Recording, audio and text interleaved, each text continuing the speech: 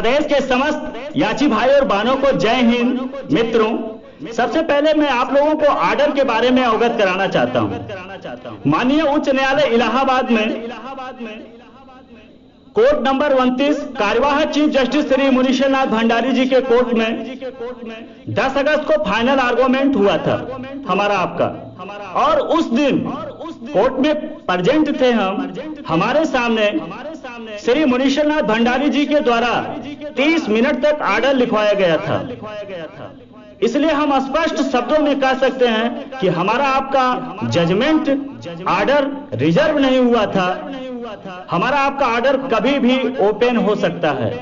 5 दिन से लेकर 90 दिन का जब जजमेंट रिजर्व होता है, अवधि फॉलो होता है, इसलिए हमारा आपका जजमेंट रिजर्व नहीं हुआ है। आर्डर कभी भी ओपन हो सकता है। मित्रों, आज श्री मुनीश्वर नाथ भंडारी जी का बेंच कोर्ट नंबर 29 में नहीं बैठा था, इसलिए ज्यादा कुछ अपडेट नहीं मिल पाया है। कल जैसे ही कार्यवाहक चीफ जस्टिस श्री मुनीश्वर नाथ भंडारी जी का बेंच कोर्ट नंबर 29 में बैठता है, पूरी कोशिश किया जाएगा कि कल आर्डर आएगा, इस सप्ताह आएगा, कब आएगा, इसके बारे में पूरी जानकारी लेके आप लोगों को कल शाम तक अवगत कराया जाएगा। इसको लेके आप परेशान न रहिए। हमारा आर्डर कभी भी आ सकता है। जो 90 दिन का अवधि होता है, हमारे आर्डर पे कोई फॉलो नहीं करेगा। तो कल जैसा भी होगा, आप लोगों को कल शाम तक आप लोगों को अवगत कराया जाएगा। अब दूसरी बात जो निकल के आ रहा है, कई दिनों से मैं YouTube चैनल पे देख रहा हूं, ग्रुप में देख रहा हूं, तमाम व्यक्ति विशेष के द्वारा धरना के बारे में बताया जा रहा है। मित्रों, लगभग 3 वर्षों का मेरा भी एक्सपीरियंस है। लगभग 9-10 धरना में हम भी पार्टिसिपेट कर चुके हैं और कई धरना हम भी दिला चुके हैं। सिर्फ धरना देना बड़ी भारी बात नहीं होता है, धरना को सफल बनाना बड़ी भारी बात है। आप लखनऊ में आइए, 200-400-500 हजार अभ्यर्थियों को लेके यूको गार्डन से फिर रिटर्न अपने घर चले जाइए। इससे हमारा आपका समय बेकार जाएगा, हमारा आपका पैसा व्यर्थ जाएगा। एक जगहसाई होगा कि गए थे धरना देने, कुछ नहीं हुआ। इससे हमारा आपका मनोबल कम होगा, मनोबल क्षीण होगा। हमें आपको जो भी कार्य करना है, एक रणनीति के तौर पे कार्य करना है, चाहे वो धरना देना हो, चाहे माननीय सर्वोच्च न्यायालय दिल्ली का शरण लेना हो। जब तक हम आप एक रणनीति के तौर पे कार्य नहीं करेंगे, तब तक हमें आपको सफलता नहीं मिलेगा। सफलता या असफलता ये तो ईश्वर वालों के, ईश्वर पे डिपेंड है, जस अपजस परिणाम। लेकिन हमारा आपका जो प्रयास होना चाहिए, एक बेहतर होना चाहिए, रणनीति के तौर पे होना चाहिए। मित्रों, शायद आप लोगों को भूल गया होगा, लेकिन मुझे बहुत बेहतर तरीके से याद है 22 जुलाई की रात, और जीवन भर नहीं इसे भूलेंगे। मित्रों, 1:30 पे लखनऊ क्राइम ब्रांच के तमाम अधिकारियों के द्वारा हम लोगों को अरेस्ट कर लिया गया था। लगभग 18 से 20 घंटा तक हवालात में रखा गया था। मित्रों, वो दिन हमें कभी नहीं भूलेगा, और वो दिन हमें कुछ ना कुछ सिखा के गया है कि आगे जो भी कार्य किया जाए, एक रणनीति के तौर पे किया जाए, जिससे हमें आपको ऐसा क्षति भविष्य में ना पहुंचे। जरूर उससे हमें आपको सीख मिला। मित्रों, आप बहुत अच्छी तरीके से जानते हैं, धरना सरकार पे, शासन पे, प्रशासन पे काफी असर पड़ता है, इसमें दो राय नहीं है, नो डाउट। लेकिन जब तक हमारा आपका धरना सफल नहीं होगा, तब तक सरकार पे कोई असर नहीं पहुंचेगा, प्रशासन पे कोई असर नहीं पहुंचेगा। और सफल होने के लिए हमें आपको बहुत बड़ा संख्या में भीड़ इकट्ठा करना होगा, और भीड़ इकट्ठा करने के लिए हम आप जिस पीड़ा से ग्रसित हैं, उसी पीड़ा से 2015, 2018 ए, 2018 बी और अभी फिलहाल जो रिजल्ट घोषित हुआ है जेल बॉर्डर के अभ्यर्थियों का, वो भी उस पीड़ा से ग्रसित हैं। जब चारों भर्तियों के अभ्यर्थी एकजुट होके एक मंच पे आके एक डिसाइड करेंगे, एक सहमति के साथ लीगली तरीके से अनुमति लिया जाएगा, बहुत बड़ी संख्या में भीड़ इकट्ठा होगा, जो 7-8 हजार 10 हजार अभ्यर्थी इकट्ठा होंगे। वहां जाके शासन प्रशासन पे काफी असर पड़ेगा, दबाव पड़ेगा, और हमारा आपका जो लक्ष्य है, जो हम जिस बेस से लड़ाई लड़ रहे हैं, जल्द से जल्द हमें आपको सफलता मिलेगा। लेकिन हम 1500-400 अभ्यर्थी को लेके धरना देने जाते हैं, यूको गार्डन से फिर घर चले आते हैं, हमारा आपका सिर्फ पैसा व्यर्थ जाएगा, समय व्यर्थ जाएगा, गांव जवार या अन्य जगहों पे सिर्फ जगहसाई होगा, इसके सिवा कुछ नहीं होगा। जब तो हमें आपको एकजुट होकर धरना देना है, सफल बनाना है, तो सबको एक मंच पे आना होगा। जितने भी भर्तियों के अध्यक्ष हैं, नेतृत्व करने वाले हैं, जिम्मेदार व्यक्ति हैं, उनको खुद आगे आके एक डेट फिक्स करना होगा, एक सहमति के साथ एक मंच पे आके फिर हमें आपको सफल होने से कोई नहीं रोक सकता। कम से कम 5 से 6 हजार 7 हजार 8 हजार की संख्या में हमें लखनऊ में भीड़ इकट्ठा करना होगा भावी सिपाहियों का, तब जाके हमें आपको सफलता मिल सकता है। इस पे हम जरूर कार्य करेंगे। चारों भर्तियों के जो भी नेतृत्व करने वाले जिम्मेदार लीडर हैं, अध्यक्ष हैं, उनसे जरूर बात करूंगा, पूरी कोशिश करूंगा कि जल्द से जल्द एक डेट डिसाइड हो, सब एक मंच पे आए और प्रशासन से अनुमति लेके हम आप लगातार धरना पे बैठे, चाहे अनशन पे बैठे, तब जाके हमें आपको कामयाबी मिलेगा। बाकी धरना नहीं, इस भर्ती के लिए हम हमेशा आगे रहेंगे और रहे हैं। जहां प्रदेश के समस्त याची भाई और बहनों का सहमति होगा, वो उसमें मेरा भी सहमति होगा। कभी हानि और लाभ का हम नहीं सोचे हैं। जो भी कार्य होगा सबके हित में होगा, चाहे धरना देना हो, चाहे माननीय सर्वोच्च न्यायालय दिल्ली जाना हो, हर कार्य किया जाएगा, एक रणनीति के तहत कार्य किया जाएगा। कोई कार्य जल्दबाजी में नहीं किया जाएगा जिससे हमें आपको जगहसाई का शिकार बनना पड़े। पूरी कोशिश कल से करूंगा कि हर जो टीम के मेंबर हैं उनसे संपर्क किया जाएगा, चारों भर्तियों के, और एक डिसाइड डेट किया जाएगा। ये कार्य में 2-4-6 दिन विलंब हो सकता है, लेकिन जो भी कार्य किया जाएगा एक रणनीति के तौर पे किया जाएगा, जिससे हमें आपको सफल होने से कोई रोक ना पाए। तो धरना को लेके आप परेशान ना रहिए, पूरी कोशिश किया जाएगा इसे सफल करने के लिए।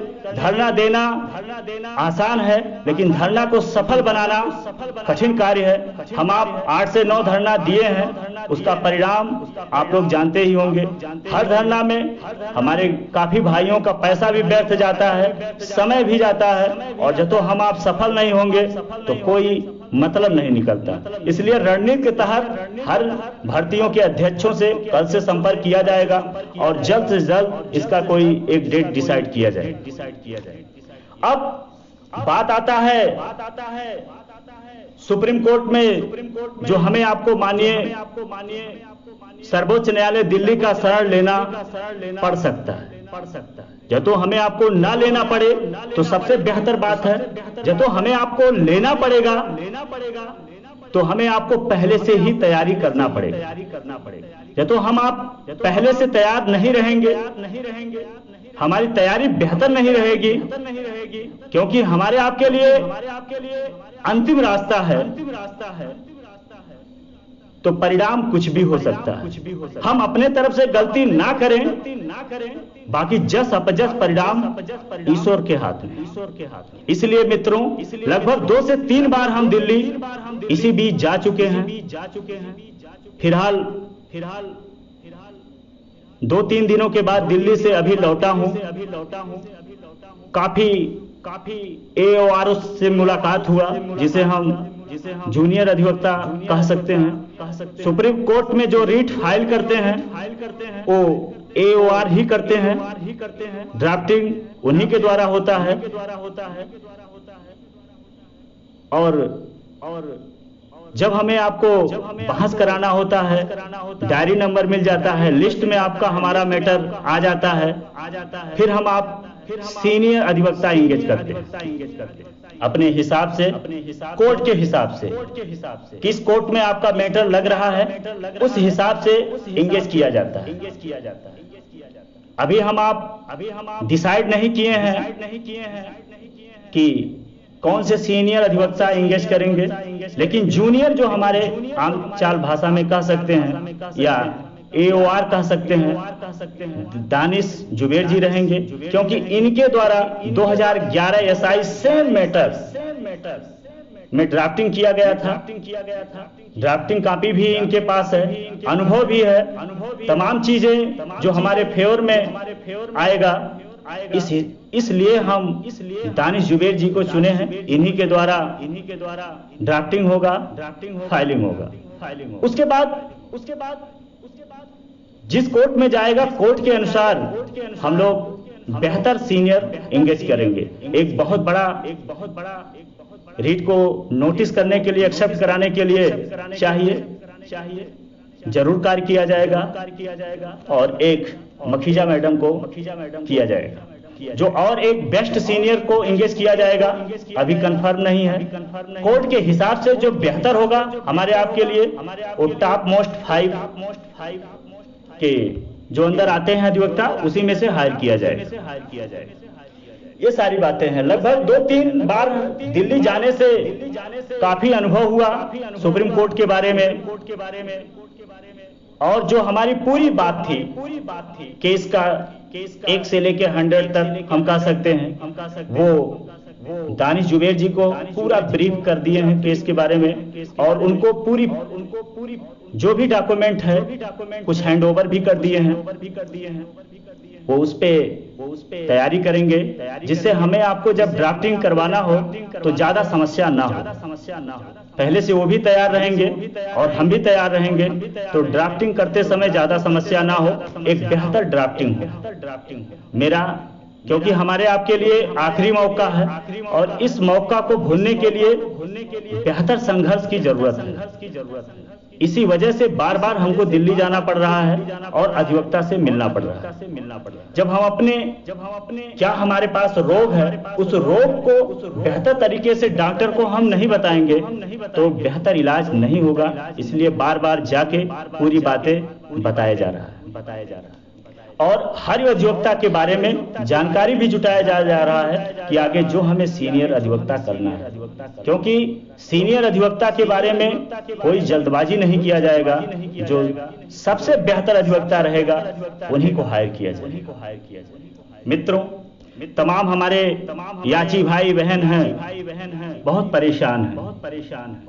याची आर्डर आएगा कि जर्नल आर्डर आएगा। मित्रों, स्पष्ट शब्दों में मैं इस बात को आपको अवगत करा रहा हूं। जर्नल आर्डर, याची आर्डर माननीय सर्वोच्च न्यायालय दिल्ली में दोनों आता है, लेकिन हम आप किसी केस से तुलना ना करें, क्योंकि कोई भी केस सिमिलर नहीं होता है। हर केस का नेचर अलग अलग होता है। इस केस में ये आर्डर आया तो हमारा कैसे आएगा, इस बात को लेके या तो हम सस्पेंस में रहेंगे, परेशान रहेंगे, तो कभी भी हम इस निर्णायक क्षण पे नहीं पहुंचेंगे। इसलिए मित्रों, हर केस एक सिमिलर नहीं होता है, हर केस का नेचर अलग अलग होता है। हम अपने केस को लेके जाएं। अब बात आती है जर्नल आर्डर, याची आर्डर। देखिए, सरकार का जब स्टैंड क्लियर रहता है कि हम नहीं झुकेंगे, हम नहीं मानेंगे, तो माननीय सर्वोच्च न्यायालय दिल्ली के जो जज होते हैं आर्टिकल 142 का इस्तेमाल करते हैं। उस दशा में कुछ भी आर्डर करते हैं। जर्नल आर्डर भी कर सकते हैं, याची आर्डर भी कर सकते हैं। वहां किसी भी सरकार का हस्तक्षेप नहीं चलता है। और आर्टिकल 142 का जब इस्तेमाल होता है तो उसे कोई रोक भी नहीं सकता। दूसरी बात, जब सरकार न्यायालय पे आश्रित होता है कि जो न्यायालय ऑर्डर देगा हम उसे मान्य करेंगे, अडिग नहीं रहता है, तो उस दशा में याची के अधिवक्ता द्वारा जो भी आर्गुमेंट किया जाता है, जो भी मांग मांगा जाता है, उसे सरकार उसे कोर्ट डिसाइड करता है। उस दशा में याची ऑर्डर आने का ज्यादा चांस रहता है। तो आप हमारी बातें समझ चुके हैं, कोर्ट है, कुछ भी हो सकता है। और माननीय सर्वोच्च न्यायालय दिल्ली में कई ऑर्डर याची भी आया है, कई ऑर्डर जनरल भी आया है। हमें आपको एक आस है,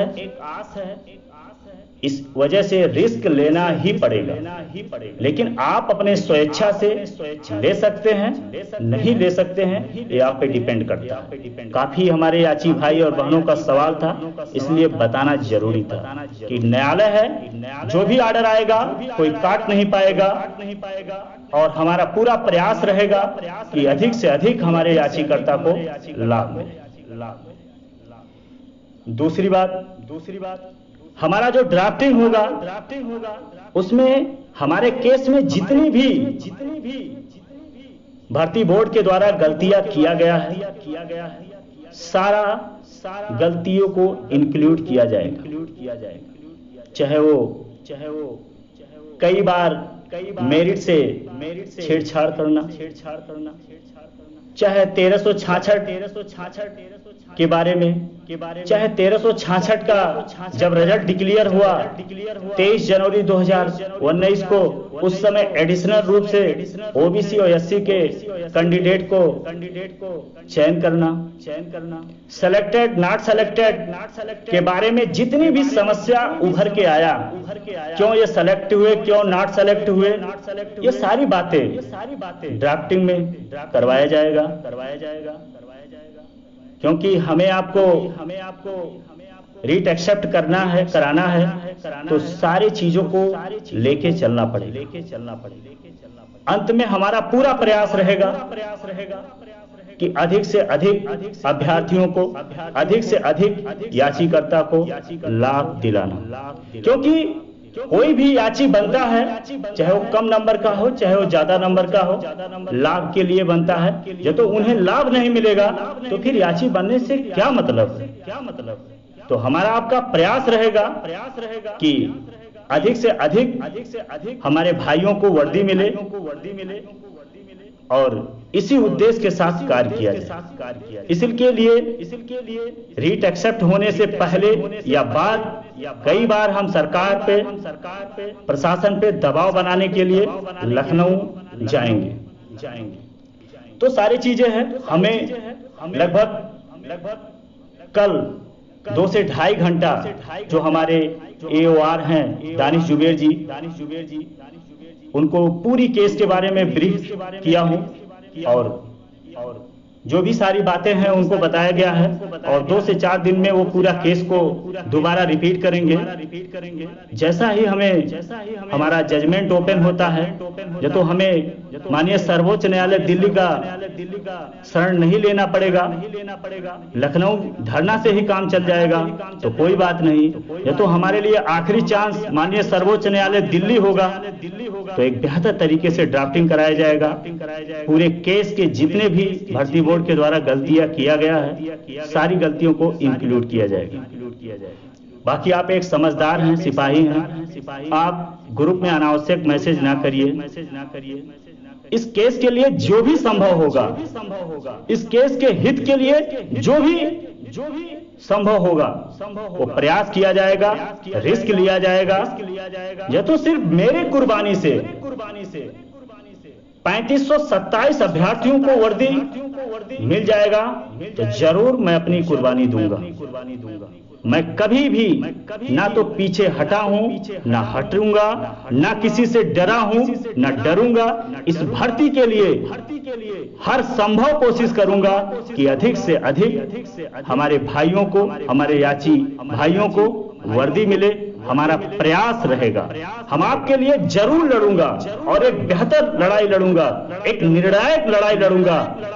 इसके लिए कुछ भी कुर्बानी देना पड़े तो जरूर दूंगा, लेकिन मानूंगा नहीं जब तक शरीर में सांस रहेगा। चाहे उसके लिए हमें धरना देना पड़े, चाहे उसके लिए माननीय सर्वोच्च न्यायालय में जो भी संघर्ष करना पड़े करूंगा, लेकिन हटूंगा नहीं। एक बेहतर लड़ाई लड़ूंगा, छोड़ के भागूंगा नहीं। मेरे हाथ में परिणाम तो नहीं है, जस अपजस परिणाम ईश्वर के हाथ में है, लेकिन संघर्ष जरूर करूंगा, कोशिश जरूर करूंगा, भागूंगा नहीं बीच में। तो आप एक समझदार सिपाही हैं, ना तो धरना से मुझे डरना है। जो भी करना होगा, प्रदेश के जितने भी हमारे याची भाई बहन हैं, जो भी उनका निर्णय होगा उनके साथ एक साथ होकर काम करूंगा। चाहे धरना देना पड़े, चाहे माननीय सर्वोच्च न्यायालय दिल्ली का रास्ता तय करना पड़े, हर समय हम याची भाइयों बहनों के साथ हों और उनके सहमत से हम भी सहमत हैं। लेकिन हम आप एक बेहतर तरीके से, एक रणनीति के तरीके से धरना देते हैं। प्रदेश के चारों भर्तियों के अभ्यर्थी इकट्ठा होके एक मंच पे एक डेट डिसाइड करके धरना देते हैं। 100% सफलता जरूर मिलेगा। शासन प्रशासन पे अधिक से अधिक दबाव बनाने में हम आप कामयाब होंगे। तो जरूर इसके बारे में, धरना के बारे में जल्द से जल्द हम सभी अध्यक्षों से बात विमर्श करके जरूर एक ऑडियो प्रोवाइड करेंगे। 1-2-3 दिन समय लग सकता है, लेकिन जो भी कार्य करेंगे जिससे हमें आपको सफलता मिले, असफलता ना मिले, हमें आपको ये कार्य करना होगा, जगहसाई ना हो, ये कार्य करना होगा। तो आप लोगों से मैं अनुरोध करता हूं कि ग्रुप में आप लोग शांति बना के रखिए। हमारे आपके जो हित में होगा 100% कार्य किया जाएगा। हम पीछे नहीं हटेंगे मेरे भाई, मैं आपसे वादा करता हूं। जय हिंद, जय भारत।